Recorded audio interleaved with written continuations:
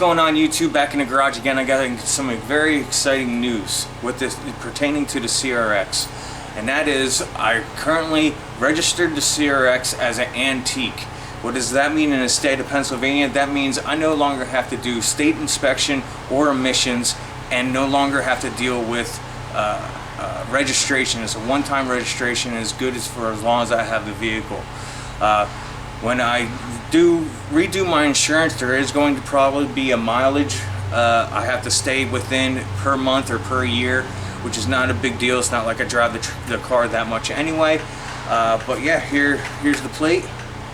PA Antique Historical Vehicle. And show you the registration card if I can cover up all my information. Right there. As you can see, valid and expiration date. Permit. It's pretty neat. I never thought I would see the day that the CRX would have a permanent registration. So basically, I guess that means I can do whatever I really want to the CRX. I can do hood exit or whatnot, and I can't really get in trouble. I mean, what are they gonna do? It doesn't need a state inspection. But you know, just to keep on the safe side of the law, I'm just gonna keep it somewhat, you know, legal. I guess it's looking illegal. But yeah, we're going to do a ride along in my CRX. If you're new to this, it's a B20, stock B20 that's turbocharged, making 312 horsepower. I got it tuned. I really haven't driven it since then. I had one more day left on my, there goes my lights. I run my shop off of a generator. I guess I just ran out of gas. Oh well. Bear with me with this first intro here. Get a little closer.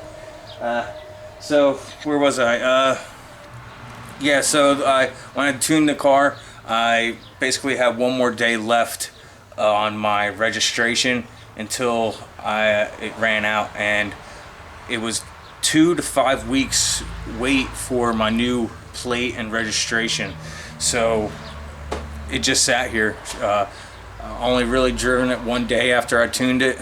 That's about it, and it's still running. So yeah, today I'm going to take you along. We're going to drive around in the CRX and give you, I guess, some kind of feel for a boosted B20 that's making 312 horsepower.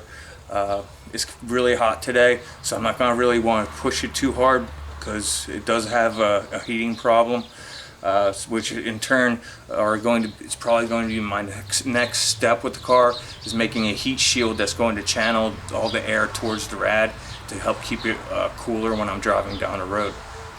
But it should be fine as long as I'm not too hard on it. Just putt around a little bit. I will get on it just a little bit, just, you know, why not? It's turbo, you know. So yeah, so stick around. If you're new to this channel, please like and subscribe. I greatly appreciate it. So yeah, let's just do this.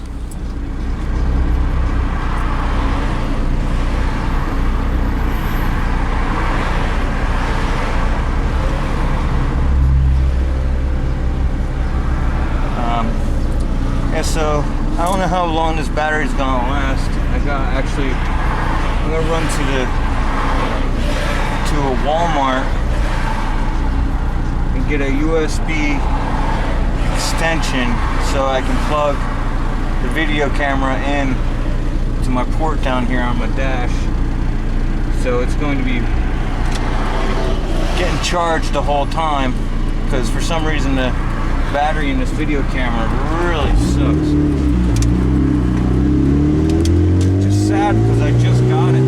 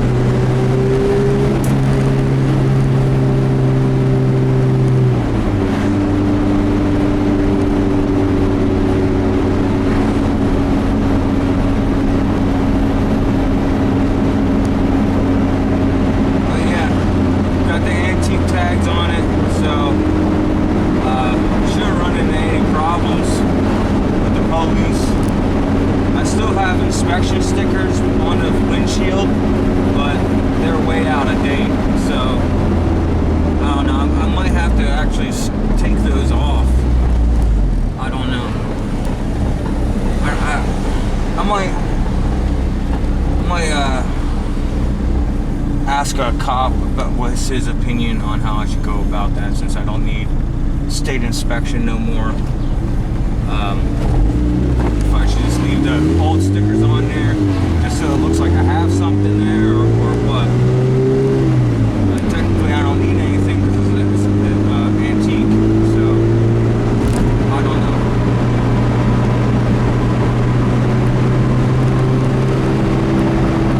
That's why it feels good to drive this car.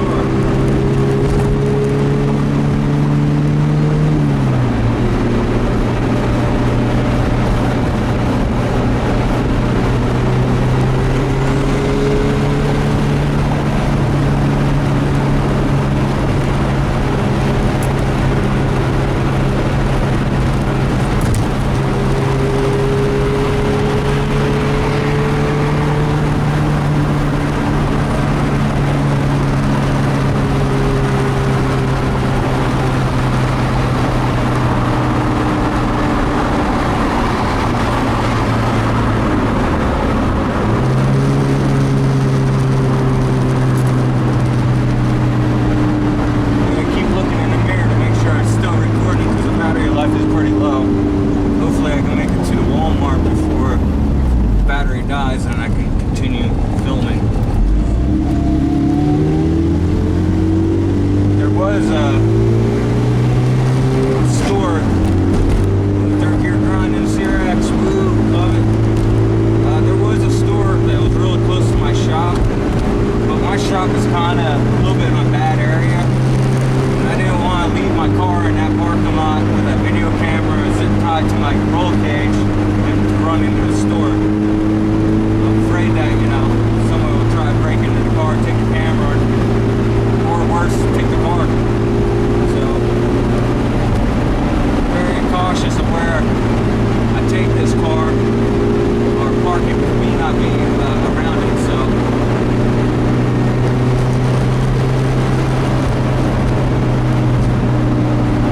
So far my temperature looks good.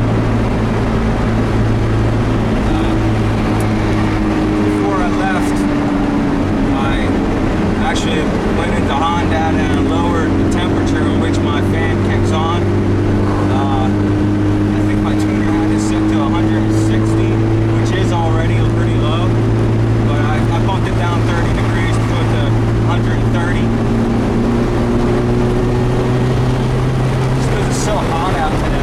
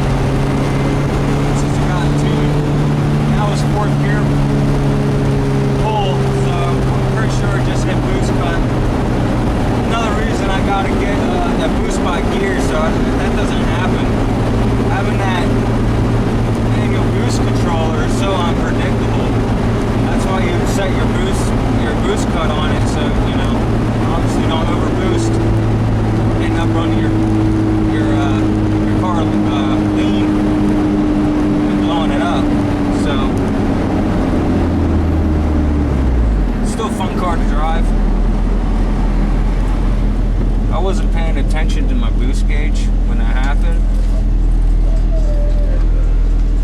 so I have no idea what just happened here. I'm sure it was boost cut.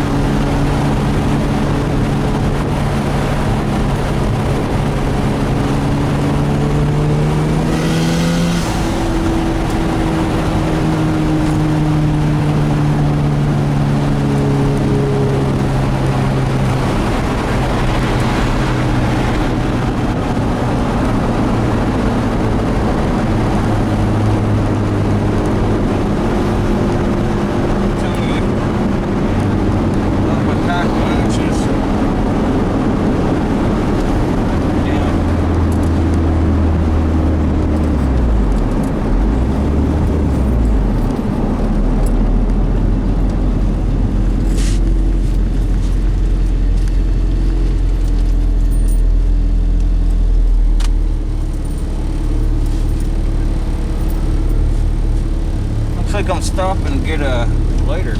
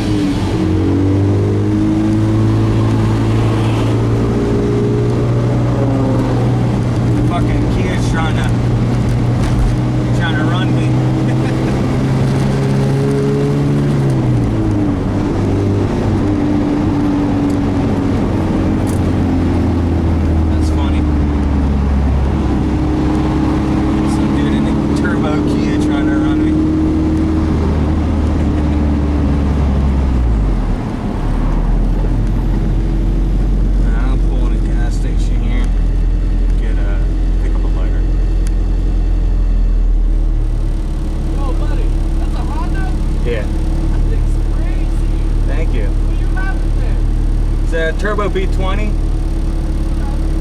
from a CRV. Yeah. It gets up and goes.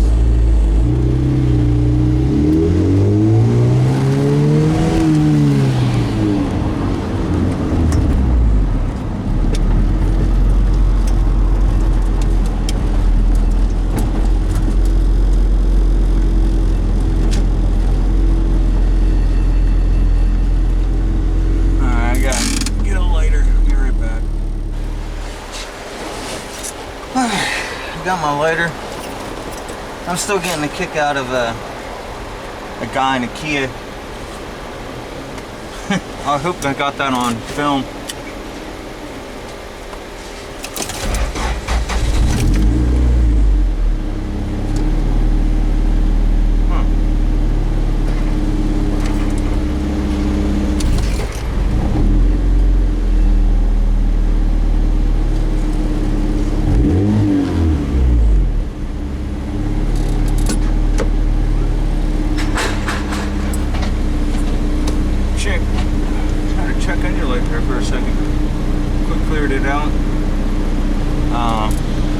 These Hondas are a little glitchy sometimes, but it's the name of the game.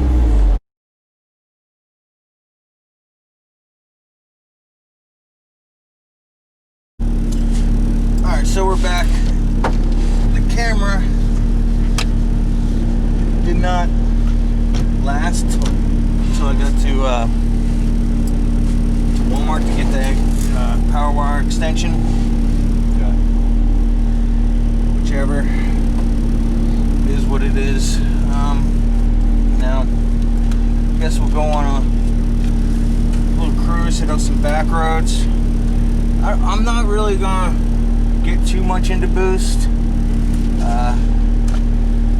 Reason being is, one, I don't want to break it. This is supposed to be my backup motor, and I just want to enjoy driving the car, just, you know, cruising. So we'll hit up some back roads. There are a bunch of wind turns and stuff. Should be fun hitting up those turns. So far, the temperature's been fine, which is shocking. I thought it would have gotten warm by now, but it didn't. So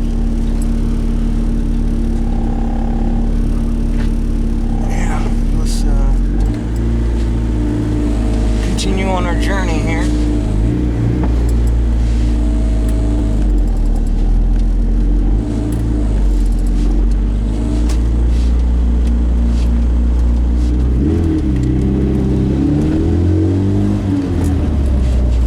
The CRX, if you don't know, it doesn't have power steering. Well, it did in other countries, but the US, can make it have power steering. You just use a steering rack out of a 4-door EF around the same year, 88 to 91. They came with power steering, and you just put that rack in and the pump, the whole unit will bolt right in. So I don't think I'm ever going to do that. I kind of like the manual steering. It's more raw, makes it feel more like a go-kart.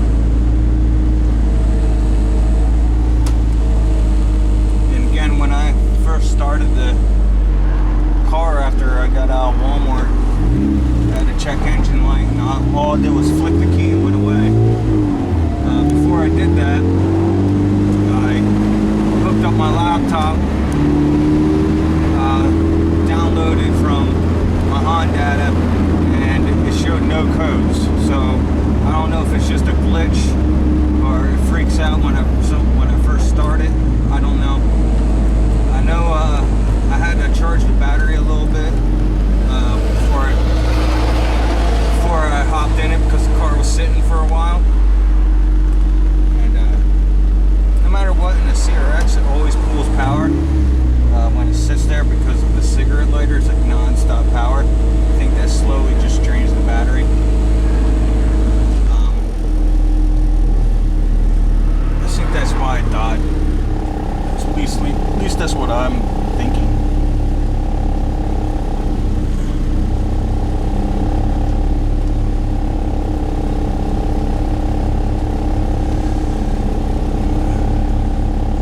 Another thing I gotta do is I gotta shim my oil pump because my oil pressure when it's warmed up is a little bit on the low side. Right now it's around flickering around 24, 25 psi oil pressure at idle. We want it more around 30 at idle, 30, 35.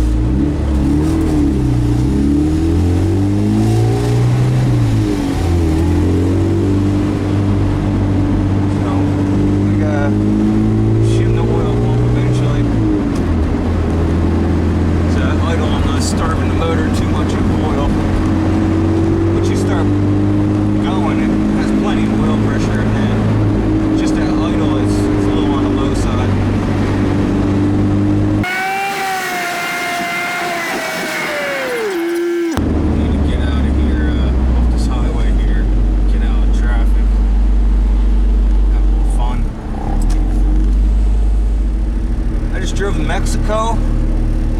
I guess I'll do a quick pull for you guys. Leave off a two-step. It just spins real bad, first and second gear. Most likely it's gonna hit boost cut. I noticed I hit around 17, so that means I gotta back down my boost controller just a tiny bit. I really need to get that boost by gear.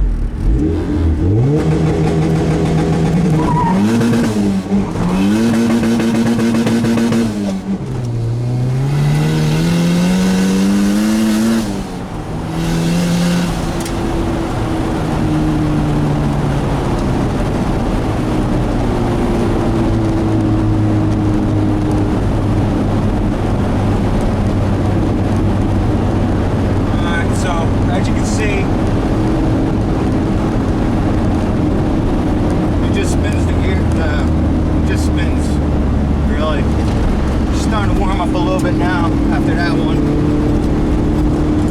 So before she cools down here, she should.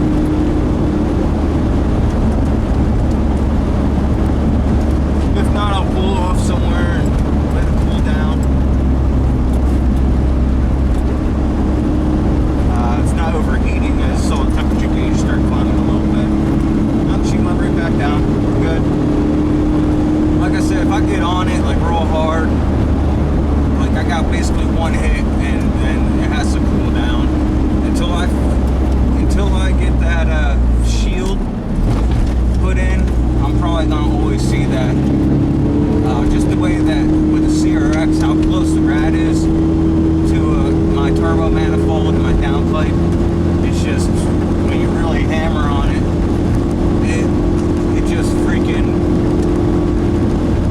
it heat soaks so bad, it heats up.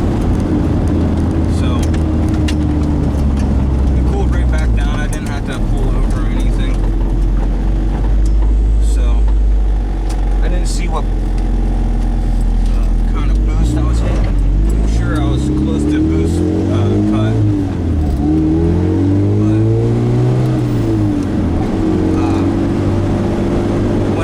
Third gear, it kind of bogged down because I was barely moving because it was spinning so bad first and second gear. But if I'm like a good rolling and I nailed third correctly, it will just blow third gear off too until halfway third. And if it's halfway through third, then it will actually get traction. Which kind of sucks. I really need to get that boost by gear.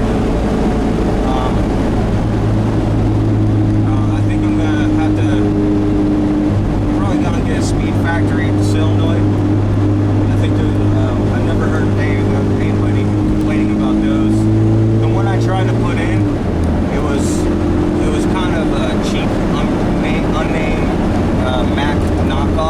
was. I thought it was a real mag solenoid until I got it, and it didn't even have a label on it. It looked identical. It clicks and everything, but when we test it, it's not clicking correctly. So I think it's just not a good solenoid. It's just one of those things you just don't know until you try it. Even though it's brand new, it doesn't mean it's gonna be good. So.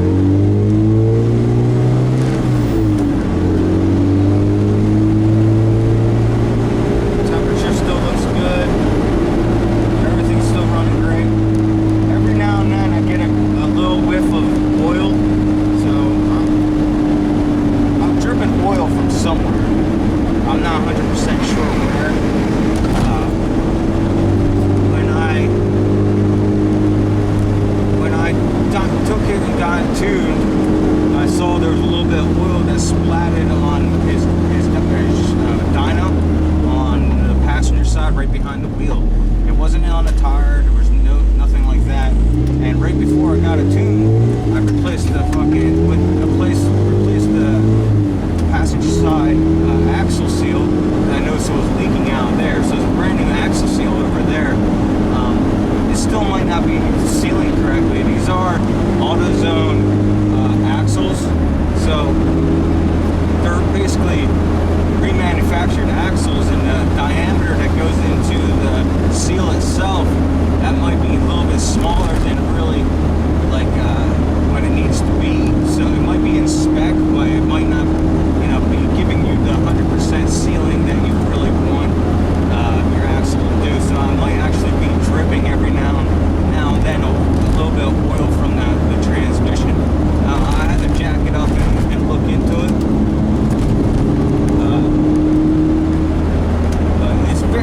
It's every now and then type deal. I'll smell a little bit burning oil, and I don't see anything dripping now that I changed out that seal. It's not like I see any oil on the ground at all. So I really don't know where exactly it's coming from. So that's just my assumption. I really need to look into it a little bit more. I'm ready to hit some water. That's coming great traction. Oh, that road's closed. I wonder what they're doing there.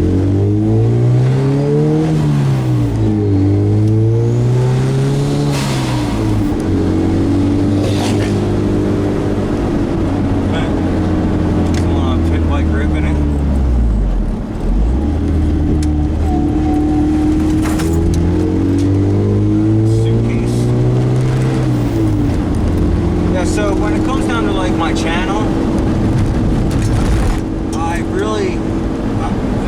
I'd like to be able to produce 1 to 2 videos a week, but unfortunately what I do for a living makes me have to travel all over the East Coast, so I'm not always home. Like, I'm usually gone Monday to Friday. So I only have Saturday and Sunday to myself, which I have to spend time with my girlfriend. I can't always be in the shop, or my shop, wrenching on my car. So it makes it a little rough. So, again, like, I'm sure everybody can, people can understand that it's not, what I really want to do and what I can actually achieve during the day is 2 different things. So it's kind of like a give and take relationship with YouTube,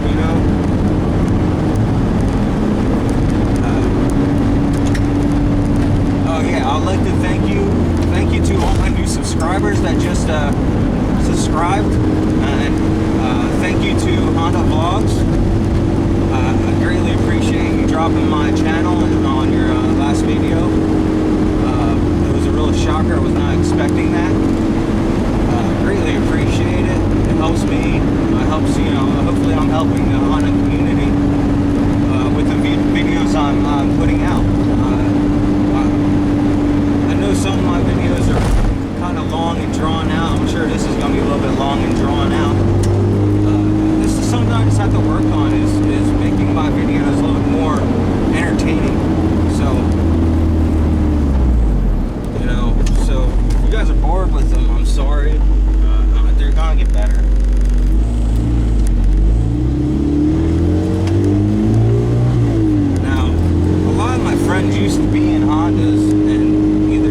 mess with cars anymore, or they moved on to other kind of cars like Chevys with the LS swaps and stuff like that. So, hold on, we're getting a badass turns here.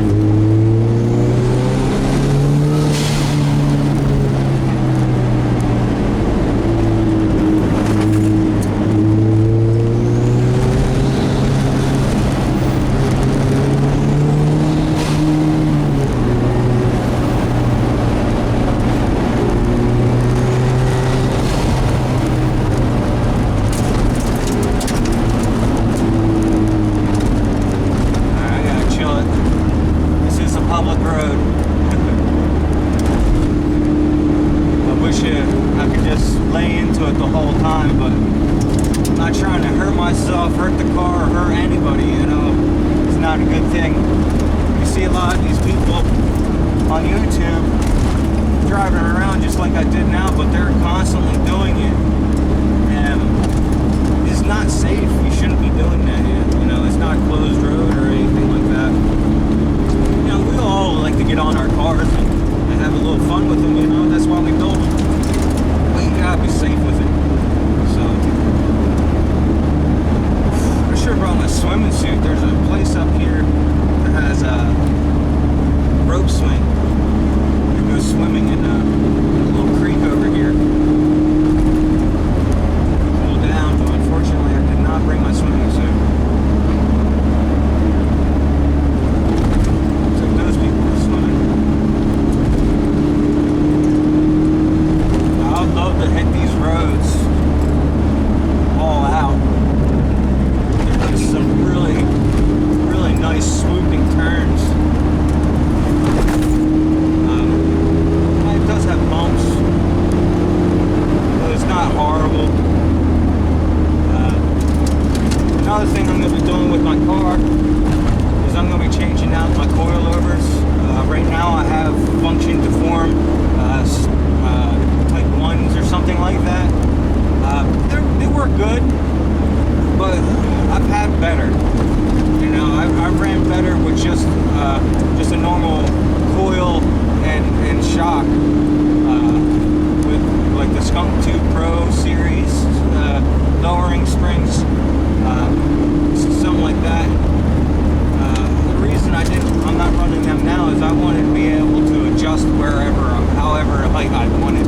So that's why I went to a coilover setup. So I can get a nice looking stance that I wanted, or like right now I have front mud flaps and they're literally like that close to the ground.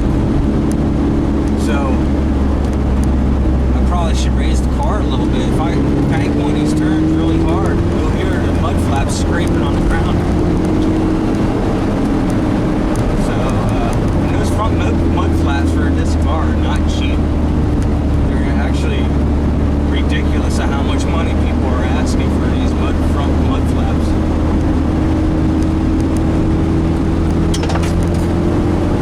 This is exactly what I wanted to do with this car. I wanted to be able to cruise, hit up some quick roads every now and then, get on it a little bit. Nothing extreme, you know.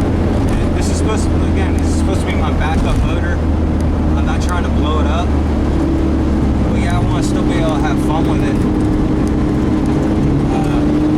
So if I'm light on it, you know, I'm not constantly whooping the daylights out, this thing will probably last me quite some time.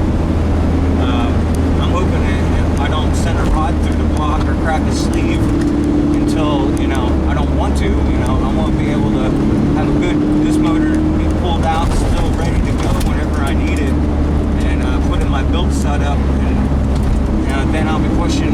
Then that motor, I'll probably be abusing the crap out of it. It's going to be fully built, sleeve and the whole 9 yards, and I can rev the crap out of it. And my plan is to get around. Ooh, that was a dip. My plan is to get around 500 to 600. That last bump, the front end of my car, or the downpipe, sits so close to the ground that I hit a bump and it literally bottoms out on the downpipe, which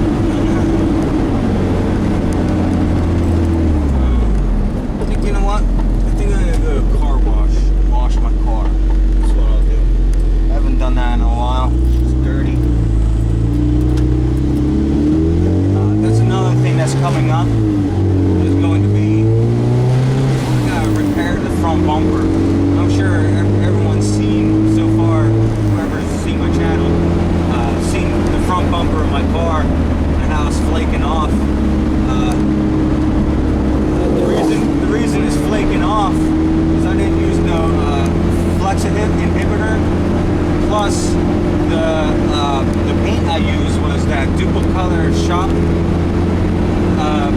pre-mix paint, which I painted the whole car with that. It works, but I'll never use it again.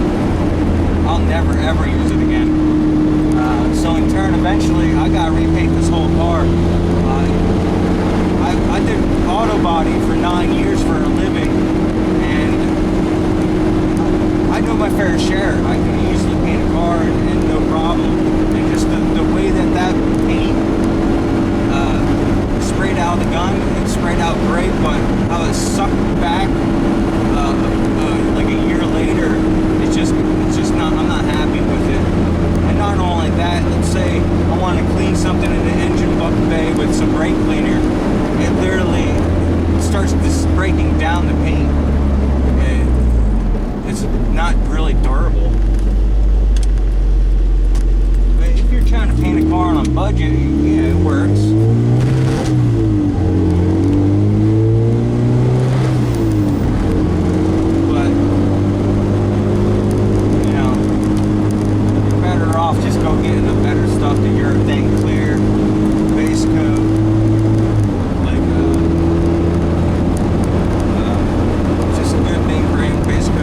Colors or something like that.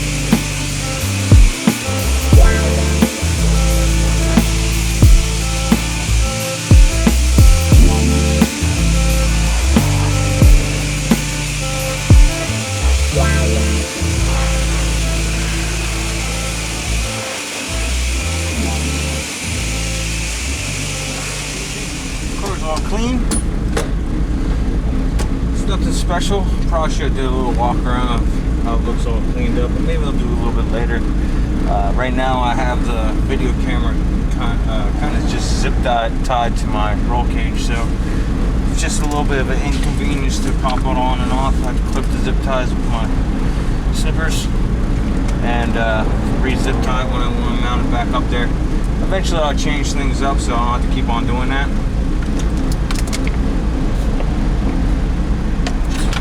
Boy, it's hot out. Yeah, as you can see in the video, I'm running a double din stereo. The piece I got to put this in is a 3D printed part. I was going to do a review on it, but I'm kind of on the fence about it. It's a great idea. You got 4 USB ports right here. It fits a double din. Eliminates your cigarette lighter, plus it has a cup holder that, holds 2 water bottles, and folds out. What I didn't like about it, the dimensions the guy gave me, compare them to the dimensions of the radio that I ordered, it was wrong. So I don't know if there was miscommunication between me and him, most likely, but I had to modify the section in order to get the double din to sit in correctly. And another thing, when I actually ended up getting 2 of them. The first one I got in the mail was actually broken underneath, so, you know, brand new piece, opened it up in the box and it was broken underneath. So I messaged him, he was fast response and everything. He just sent me another one that was reinforced in that area so it wouldn't break again. These pieces are kind of in a prototype stage, so I can only imagine they're only going to get better in time. Another problem I ran into was, this is actually the first one he sent me that had the broken piece underneath. When I went to go mount the double din in after enlarging the opening, it ended up cracking on 2 spots, and it was worthless at that point. So I ended up pulling the original one out of the trash, modifying that one again, and when I went to go modify it, like the bottom here, I didn't even cut, and the bottom here, it started like, I don't know if you know 3D printing, it's a bunch of layers of plastic. It's like woven plastic on top of each other, and it actually started separating, and I didn't even touch that part. It just started flaking off. So, you know, that was a little bit kind of pissed me off a little bit. So, but I figured out a way around it. All I did was took a 3M wrap, and I wrapped the whole thing. It cleaned up all the edges and everything, made the whole thing look a whole lot better. Overall, I think it's a great idea. It's working, it's functional. It's just the quality has to go up a little bit. Yeah, I'm not even gonna say who makes it. If you stumble across it, you know who it is. Give it a shot. You know, buyer beware. It does work, but you know, maybe in the future when they're made a little bit better, I can say better things about it. But right now, it wasn't all that good, the quality wise. Another thing, for my Honda, there's a little hole in the back here. I can just tuck my Honda cable, USB cable, right in there. So whenever I need to check something, I just pull the cable out and just hook it up right to the laptop. I don't have to pull up my carpet or anything like that, which makes it really nice. But other than that, I don't know what else to say about it. But yeah, it's a shame. I was really looking forward to giving the guy a good review, but it just didn't pan out. And the sad part is, I even told him I'm going to do a review. You'd think he would go above and beyond with better plastic and all that to make sure I had a good thing, some good comments on it, you know. And it just didn't end up working out in his favor, so I didn't do a video on it. I was going to do a whole review, install video, and all that, but nah. Now, I'm not going to support something that is kind of on the junky side, even though it still works. It's still, like I said, on the junky side. I'm not going to support that. So it's a shame. But yeah, car's all cleaned up. We'll cruise around a little bit more. Then it is going to be pretty much wrap up the video.